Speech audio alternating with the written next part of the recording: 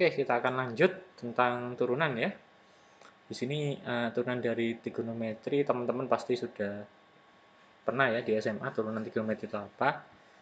Di sini kita tahu ada sin, cos, tangen. Nah, turunan dari sin sendiri pasti udah tahu hasilnya adalah cos ya. Nah, ini adalah buktinya ya. Bukti gimana itu bisa terjadi. Di sini kita lihat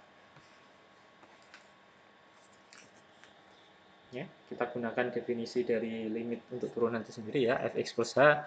Ya, karena fungsinya adalah sin, berarti fx plus h sama dengan sin x plus h. Dari sini kita punya penjabarannya, sin x plus h jadi seperti ini ya, sin x cos h plus cos x sin h dibagi. Nah,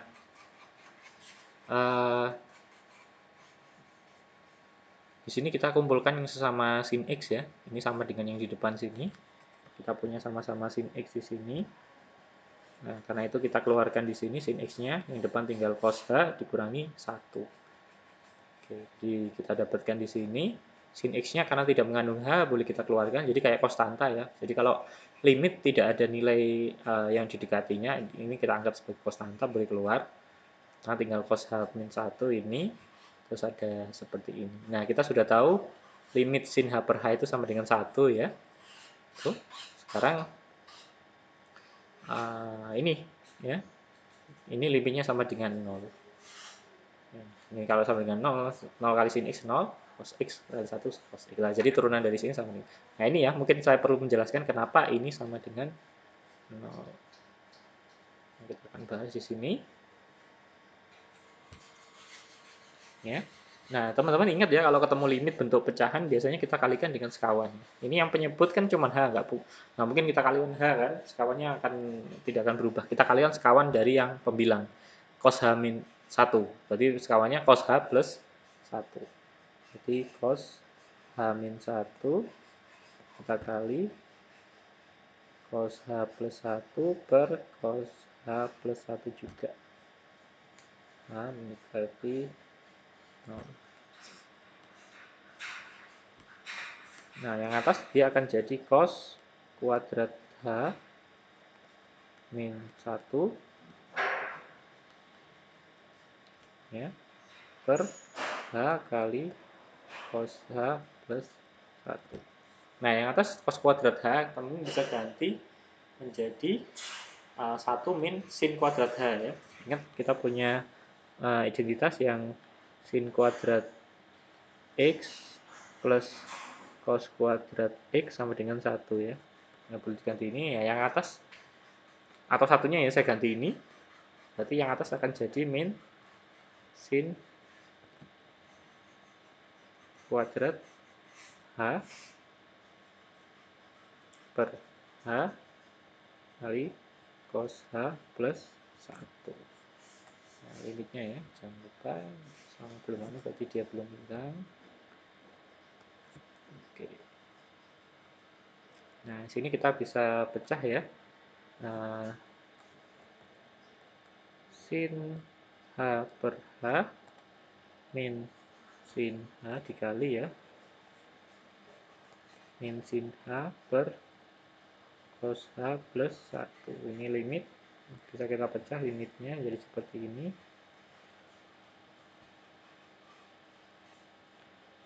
Oke.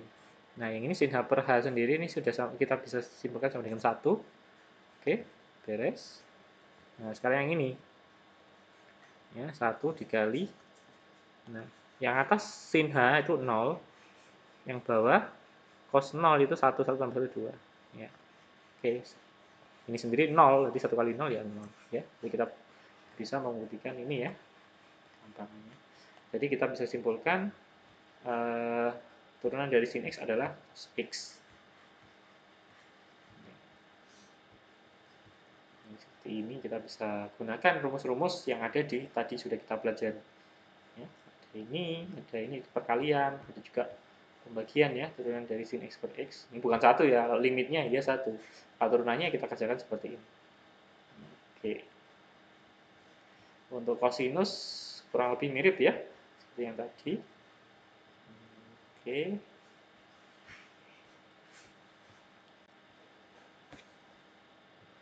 Nah, teman-teman kalau lihat grafiknya itu sendiri, kalau kita punya fungsi 5 cos T, turunannya adalah negatif 5 sin T. Jadi fungsi aslinya yang biru ya. Nah, kita lihat di sini, ini kan turunan itu gradien ya. Nah, kita lihat di sini 0. Titik puncak di sini itu selalu. Jadi lihat fungsi ini, fungsi aslinya itu ini ya. Turunannya ini turunannya. Nah, titik-titik puncak di sini itulah gradien di mana puncak ini ya, puncak di sini itu adalah titik di mana gradiennya sama dengan 0 ya. Kalau kita cek nilainya di sini, benar nilainya sama dengan 0. Ini juga ya, titik-titik puncak di sini. Kita lihat nilai gradiennya. Jadi yang pink itu ada turunannya, itu nilai gradiennya. Ya, turunan itu nilai gradien ya, diingat yang kemarin sama dengan 0. Oke, ini ada fungsi yang lain ya. Ini tidak akan kita bahas lebih detail ya. Atau ya tangan ya, turunannya itu secant kuadrat. Dari mana bisa dapat seperti itu? Nah, ini ada pembahasannya ya. Turunan dari tangan kenapa bisa secant kuadrat? Kita pakai U per V. Turunan secant ya, secant itu turunannya seper cos ya. Secant itu seper cos, jadi pakai U per V juga atau pakai cos pangkat min 1. Nanti akan kita bahas itu. Oke. Ya, ini ada beberapa jenis soal ya. Ini saya skip aja. Kita akan lanjut ke aturan rantai. Nah, ini yang menarik. Aturan rantai itu metode penurunan di mana kita menyederhanakan fungsi menjadi lebih simpel ya. Bayangkan kita punya fungsi ini, gimana cara nurunannya? Ini adalah fungsi komposisi ya. Jadi sebenarnya aturan rantai itu berhubungan dengan komposisi ya. Jadi fungsi yang terdiri dari beberapa komposisi kita turunkan komposisinya masing-masing ya, yang paling sederhana. Nah, ini seperti sini sin x kuadrat min 4 itu sebenarnya fungsi utamanya adalah sin u, di mana u-nya itu adalah penjabaran dari fungsi gx, yaitu x kuadrat min 4. Oke. Nah, ini ya contoh yang paling sederhana. Saya bisa buat 3/2x itu sama dengan setengah dari 3x ya. Ya, di mana 3x itu adalah fungsi u ya. Terus karena 3x itu u, maka y itu adalah setengah u. Ya, ingat-ingat. Di sini 3x saya misalkan u ya. Berarti u itu 3x. Berarti y sama dengan setengah ini itu sama dengan setengah dari u. Oke. Ya, ini ya penting. Ini cukup penting di sini. Nah, jadi kita lihat sebenarnya nah, dy per dx ya, kita bisa langsung turunkan sih ya ini ya. Yaitu hasilnya adalah 3/2 ya, jelas. 2. Nah, kita bisa dicari juga 3/2 itu dari setengah dikali 3. Apa hubungannya ini? Nah, kita lihat aja nih ya. Turunan dari ini. Nah, kita lihat kalau dy kan variabelnya dalam u. Kalau dy diturunkan terhadap u jadinya setengah. Kemudian du kalau saya turunkan terhadap x jadinya 3. Ya, kalau kita kalikan setengah dikali 3 itu jadi 3/2. Atau dia kembali ke dy per dx, turunan y terhadap x. Nah, ternyata ini ya hubungannya sederhananya seperti ini. Kita tambahkan variabel antara, di mana sebenarnya sama saja ya. dy per dx itu bisa pecah jadi dy dx, tapi ini ada du, ini ada du. Jadi ini kita turunkan tersendiri. Ini juga kita turunkan sendiri. Oke, ini contohnya. Ya. Kita punya 3x kuadrat plus 1. Sebenarnya bisa sih kita jabarkan ya. Jadinya apa ini kalau dijabarkan? 9x pangkat 4 ditambah 6x kuadrat ditambah 1 ya. Turunannya apa jadinya? Pasti 36x pangkat 3 ditambah 12x. Nah, kita cek ya. Oh ya sama. Ya. Tapi di sini dia tidak pakai penjabaran ya. Dia pakai variabel. Oke. Di sini dia memisalkan 3x kuadrat plus 1 itu u. Ya. 3x kuadrat plus 1 itu u. Otomatis kalau ini saya misalkan u, berarti jadinya u kuadrat. Atau y sama dengan u kuadrat. ya. Y sama dengan U kuadrat. Oke, ini ya. Y sama dengan U kuadrat sama U sama dengan 3X kuadrat per 1. Nah, sini saya pelan-pelan ya. Y sama dengan U kuadrat, sedangkan U sama dengan 3X kuadrat plus 1. Nah, teman-teman, kita kembali ke dy per dx tadi. Ya, kita bisa jabarkan ya, dy per dx dengan variabel antara d u.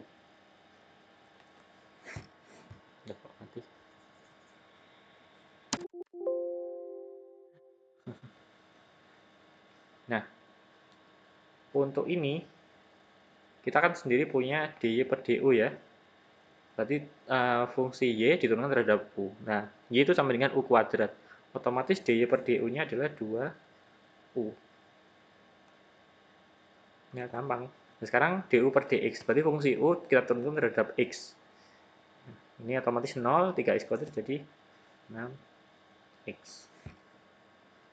Oke. Nah, sekarang karena ini utamanya adalah x, maka yang u kita ganti ke x. Ya. 2u maka 2 jadi 3x kuadrat plus 1 dikali 6x. Nah, sampai sini sebenarnya selesai ya. Untuk kalau mau dijabarkan jadinya ini. Ya. Nah, sama saja ya yang kita tadi ikutin.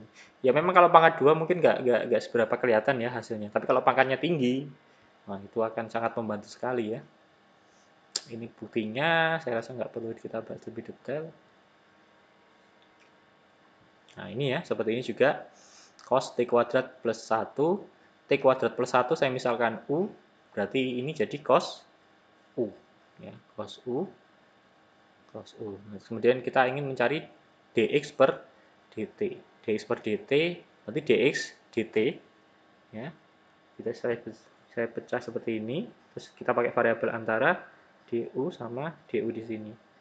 Ya, yang pertama dx per du, berarti dx-nya cos u, kalau diturunkan terhadap du, berarti cos u jadi min sin u. Ya. Kemudian du per dt, u diturunkan terhadap t, t kuadrat per 1 jadi 2t. Ini akhirnya ya selesai.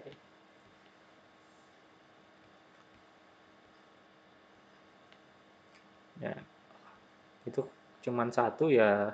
Nah, ini ya seperti ini contoh yang paling sederhana, yang benar-benar memudahkan kita ya.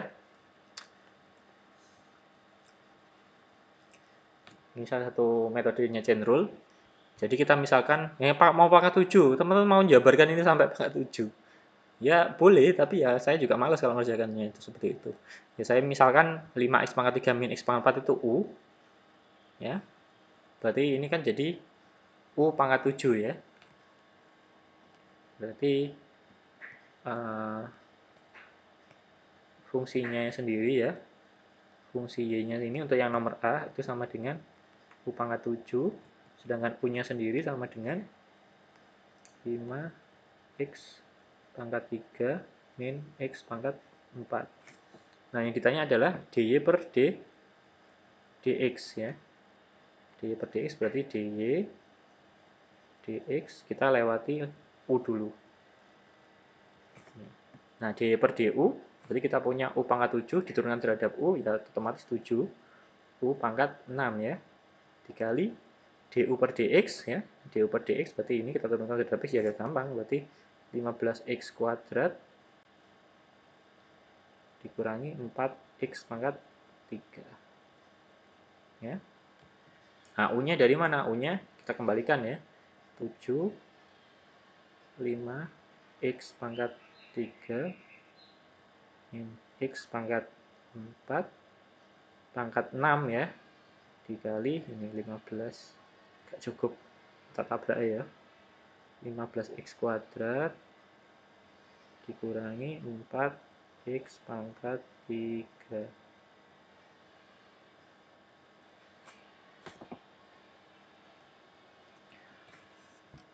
Oke. Nah, sama ya seperti ini, selesai udah. Untuk yang pecahan sebenarnya bisa dimodel seperti ini ya. Min 1 terus min pangkat min 2. seterusnya.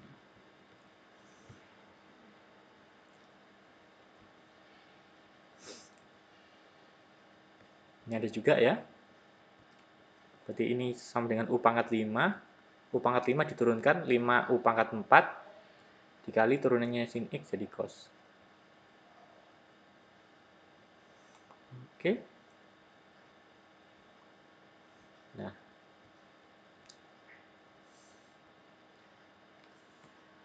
dari sini kita bisa itu ya, silakan kalau ditanyakan silakan di kolom di bawah ini pertanyaannya tentang apa. Selanjutnya kita akan coba ya, seperti biasa kita latihan soal. Waduh, mau yang mana? Mau kerjakan yang mana ini?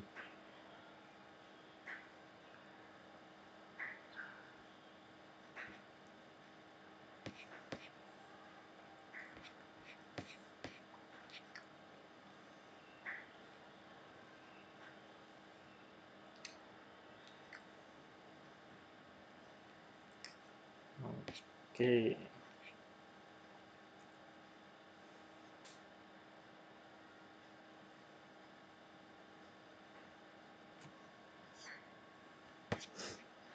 Bingung saya kalau kebanyakan soal. Silahkan dicoba lah ya.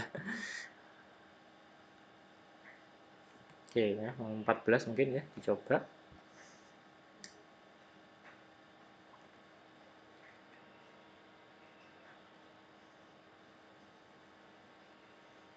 Apalagi.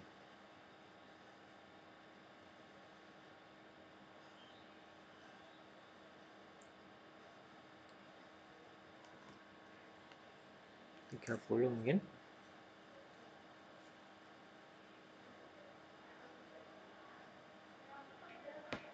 Oke, dua itu aja lah ya, dicoba. Nanti kalau ada yang masih bingung silahkan ditanyakan.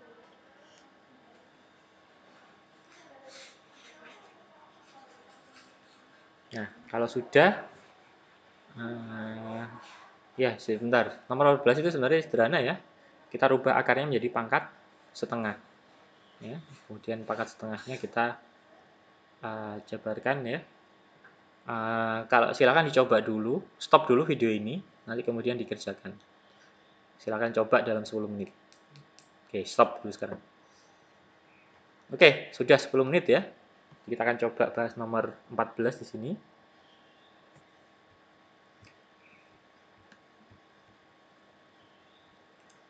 Ya, 14.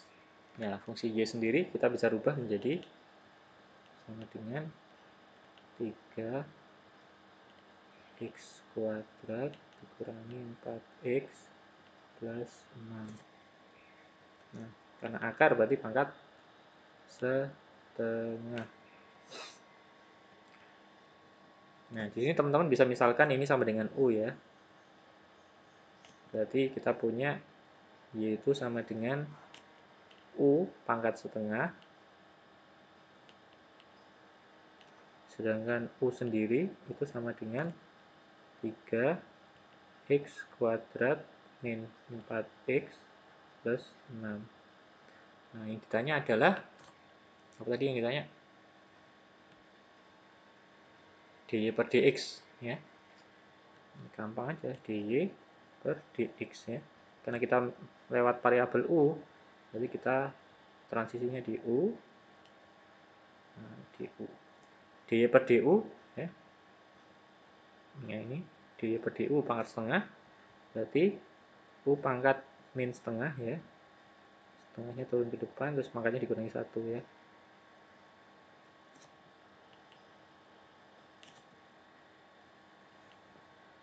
Terus dikali du per dx ya. Du per dx nya ini jadi langsung 6x min 4.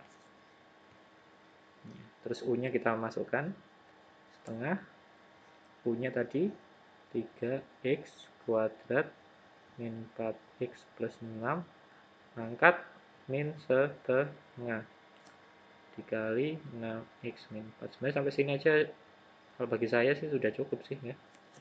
Tapi ada juga yang mau menjabarkan min setengahnya ya. Jadi ini kalau mau dilengkapi lagi, nanti akan bentuknya seperti ini. 2 akar 3x kuadrat. Kok gile ya? min 4x plus 6. Nah, ini ya untuk final formnya. Tapi kalau sampai sini saja sih bagi saya sudah cukup sih, karena ini sudah hasil turunan. Ini cuma membuat hasil min setengahnya ini saya turun ke bawah, kemudian akar yang dimunculkan. Oke, gampang ya untuk aturan rantai, semoga tidak ada masalah ke depannya. Oke, kita lanjut ke turunan implisit ya. Implisit apa ini? Implisit soal-soal aplikasi. Oke. Jadi turunan implisit ini derivatif, tapi kita belum menentukan turunannya terhadap apa ya. Atau kita kadang tidak bisa mencari. Nah, rumus-rumus yang kita kerjakan tadi sebenarnya itu rumus-rumus implisit ya. Eksplisit, sorry. Eksplisit seperti apa ya? Karena kita punya, nah ini ya contoh, Y sama dengan sesuatu. Jadi eksplisit mendefinisikan nilai dari Y. Kadang pun kita nggak bisa ya menghasilkan bentuk seperti itu, bentuk eksplisit seperti itu gitu. Seperti ini ya. Nah, ini gimana ini membuat eksplisitnya? Ini juga contohnya. Ini mungkin bisa tapi agak dipaksa. Ini juga kurang lebih bisa tapi ini sebenarnya lingkaran ya. Nah, ini kan bukan fungsi juga. Nah, ini contohnya ini ya, ada kurva yang seperti ini. Nah, ini kurva yang pangkat 3 ini. Tapi kita tetap ingin mencari gradiennya gitu loh. Kita tetap ingin mencari gradien garis singgung di titik, misal di titik A ini.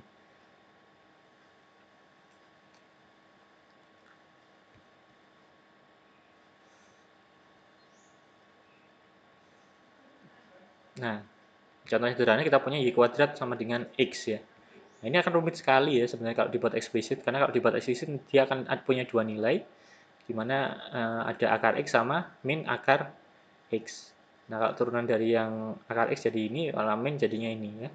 Nah, ada dua, terus yang mana tuh yang dipakai? Ya karena memang dua-duanya dipakai ya, karena ini Y kuadrat min sama dengan X ini bukan fungsi ya. Ingat, kalau dia ditetapkan fungsi jelas fungsi ya, tapi ini bukan fungsi, tapi ini grafiknya ya, Y kuadrat min X, Y kuadrat sama dengan X, itu sebenarnya parabola tapi menghadap ke kanan. Nah, ini gradiennya bisa cari seperti ini. Tapi hal ini tidak menarik ya. Kita masa tiap baru harus menghitung dua kali seperti ini. Nah, ada metode lain yang kita bisa gunakan, yaitu dengan mencari turunan implisit. Ya, turunan implisit itu seperti ini. Jadi kita cek, kita turunkan kedua ruas terhadap X ya. Kita turunkan terhadap kedua ruas terhadap X. Ya. Jadi kalau ini ya, saya itu ada di jawaban, kita akan buat dari nol. Kita kalau saya punya Y kuadrat sama dengan X, saya turunkan kedua ruas terhadap X, berarti kan gini ya. Nah, otomatis yang sebelah kiri dia akan jadi seperti ini, Y kuadrat sama dengan D per dx dari X ya. Ini kan sebenarnya bisa saya buat seperti ini kan, dy kuadrat per dx sama dengan dx per dx. Nah, yang sebelah kanan jelas ya jadi 1. Sebelah kiri sekarang. Nah, ini sebenarnya kalian bisa terapkan aturan rantai ya. Dy kuadrat per dx. Ya, karena ini variabelnya y kuadrat, berarti kita dy, ini dy. Nah, ini tetap ya, karena dy per dx kita nggak bisa cari. Biarkan saja dy per dx seperti itu. Nah, yang sebelah ini dy kuadrat per dy, turunkan terhadap y, otomatis jadi 2y. Nah, akhirnya kita bisa menemukan nilai dy per dx sama dengan 1 per 2y. Selesai. Nah, jadi kalau ingin mencari gradiennya, berarti kita masukkan nilai y-nya ya. Jadi kita kembali sini tadi, kita ingin mencari gradien di titik misal 1 ya, 1,1 berarti kan. Kalau x-nya 1 kan y-nya 1 juga. Nah, berarti kalau kita ingin mencari gradiennya itu berarti tinggal gini aja. Dy per dx di titik 1,1. Itu sama dengan 1 per 2y 1,1. Nah, kayak gini mana yang dimasukkan? Ya karena dia cuma meminta Y, berarti kita masukkan Y-nya saja. Ya, nanti setengah. Berarti gradien garis singgung di titik 1,1 adalah setengah. Nanti tinggal titiknya, gradiennya setengah, titiknya 1,1, udah ketemu lah persamaan garis singgungnya. Ya kan? Oke. Silakan ya, yang mau tanya silakan di kolom komentar.